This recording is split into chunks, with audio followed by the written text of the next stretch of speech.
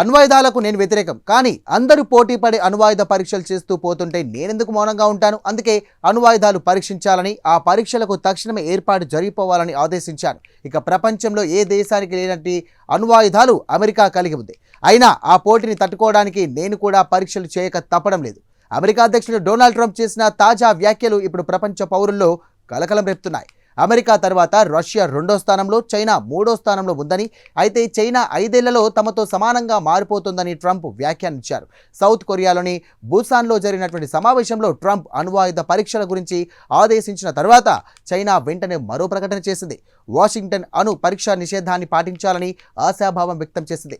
ఇది 1996 నాటి అణు పరీక్ష నిషేధ ఒప్పందానికి సంబంధించిందని, దానికి అమెరికా కట్టుబడి ఉండాలని కూడా చైనా ఆకాంక్షించింది. అయితే ట్రంప్ ఆదేశంతో అమెరికాకు 33 ఏళ్ల తర్వాత అణు పరీక్షలు ప్రారంభించే అవకాశం కల్పిస్తోంది. అణు పరీక్షల వల్ల ఇప్పటికే మిలియన్ల కొద్ది ప్రజల ఆరోగ్యాలు దెబ్బతిన్నాయి.